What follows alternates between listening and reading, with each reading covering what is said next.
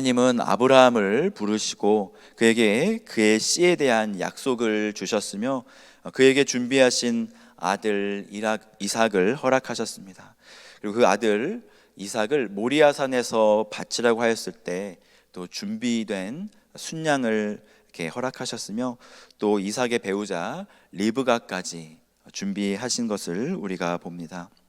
하나님은 그렇게 믿음의 가문을 세우시고 이끌어 가셨습니다.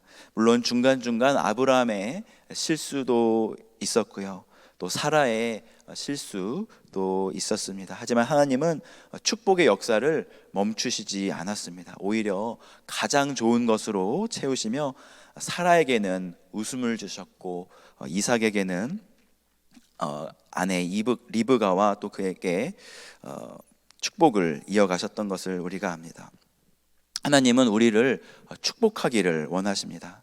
하나님은 우리에게 가장 선하고 좋은 것을 예비해 주셨습니다. 우리는 하나님께 기도하고 그분의 뜻을 신뢰하면 되는 것이죠. 신뢰하고 기다리면 되는 것이죠. 그리고 하나님께서 움직이라고 할 때 우리가 움직이는 그 결단이 있어야 됩니다. 푸짐하게 차려진 음식을 앞에 두고 리브가의 식구들은 한 노인의 이야기를 경청합니다.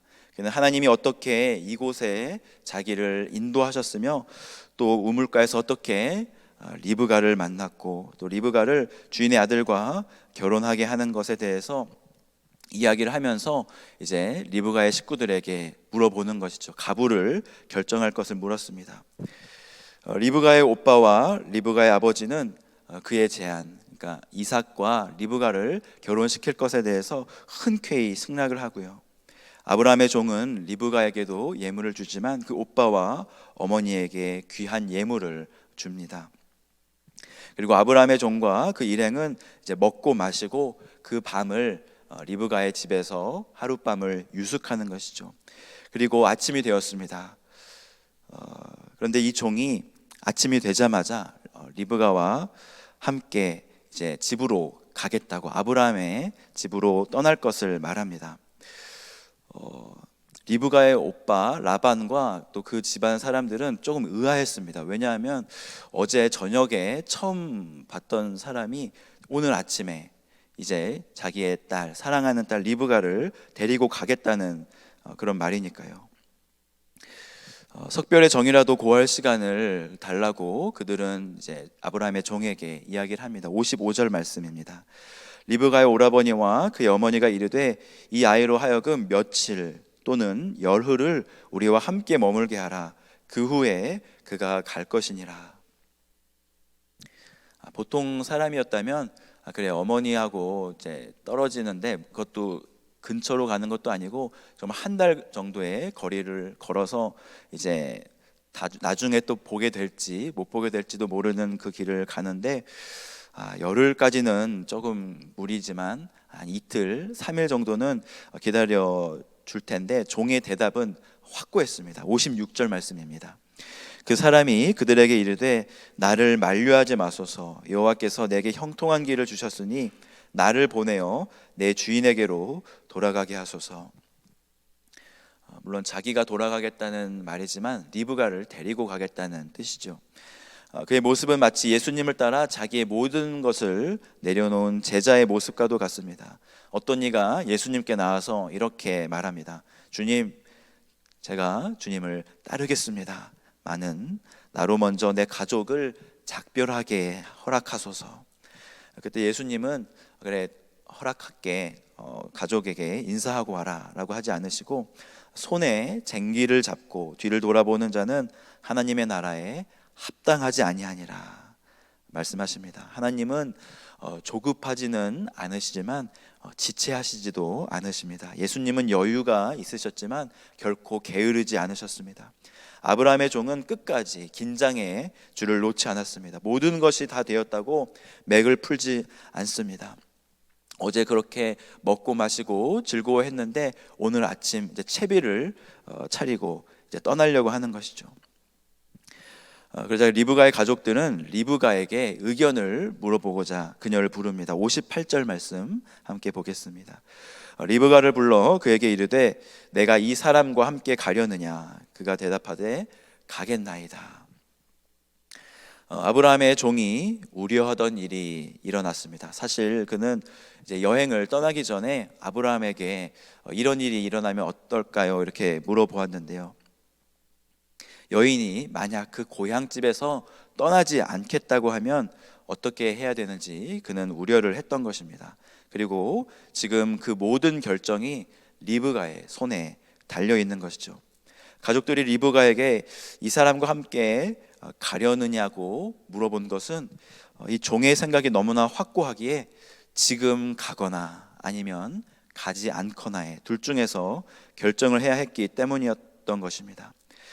만약에 리브가가 나는 지금 안 떠나고 조금 부모님과 더 있기를 원했다고 말했다면 저는 알지 못하지만 아마 아브라함의 종은 어떤 선택을 하였을지 누가 알겠습니까? 너무나 갑작스러운 인생의 변화였지만 리브가는 새로운 인생을 찾아 아브라함의 종과 함께 길을 떠나겠다고 이렇게 선택합니다.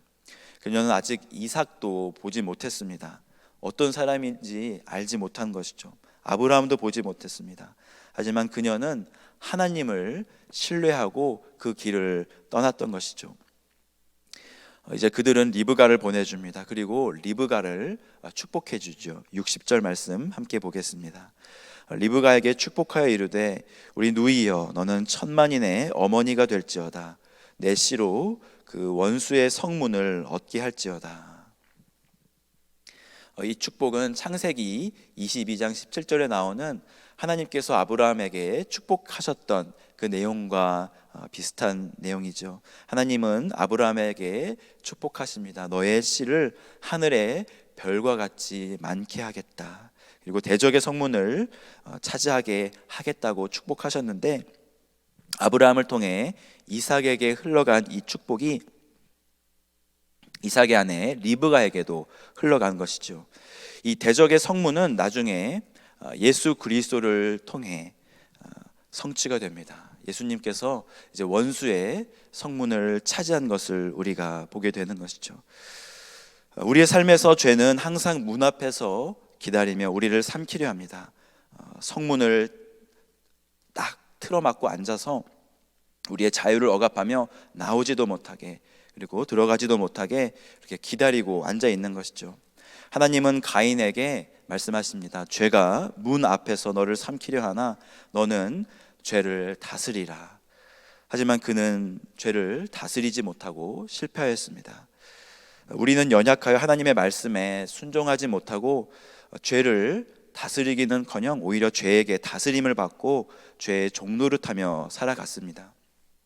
하지만 아브라함의 씨를 통해 오신 예수 그리스도는 그 원수의 성문을 얻으셨으며 승리하셨습니다. 예수님의 승리와 축복은 오늘도 우리에게 동일하게 이어집니다. 우리가 주님의 능력을 믿는다면, 우리가 주님의 승리를 믿는다면 죄는 우리를 더 이상 어떻게 하지 못할 것입니다.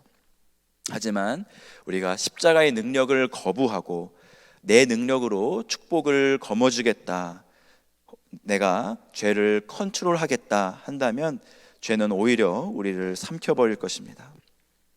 리브가는 가족들의 축복을 받고 가나안으로 떠납니다.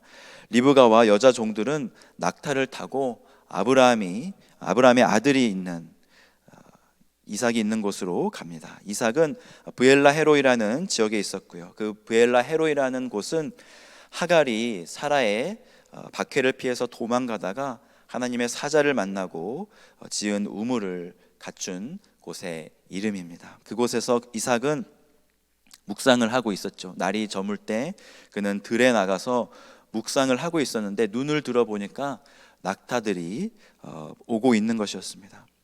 그는 들판에서 자신의 신부가 오는 것을 보고 이제 마중 나갑니다. 그리고 마중 나가고 있는 이삭을 본 리브가는 낙타에서 내리죠. 65절 말씀 함께 보겠습니다. 종에게 말하되 들에서 배회하다가 우리에게로 마주오는 자가 누구냐. 종이 이르되 이는 내 주인이니이다. 리브가가 너울을 가지고 자기의 얼굴을 가리더라. 그녀는 아브라함의 종에게 물어봅니다. 누가 지금 우리를 마중오고 있는데 저 사람은 도대체 누구입니까? 직감적으로는 아마 느꼈을 것입니다. 저 사람이 나의 배우자가 될 이삭이구나. 하지만 그녀는 정확하게 저 사람이 누구인지를 종에게 물어보고 그 사람이 결혼할 대상이고 신랑이 될 사람이라는 것을 들었을 때 그녀는 베일을 취하여 얼굴을 가립니다. 베일로 얼굴을 가리는 것은 고대 메소포타미아의 전통이었는데요, 부부로서의 예의와 형식을 갖춘 것이죠. 드디어 두 사람은 만나게 되었습니다.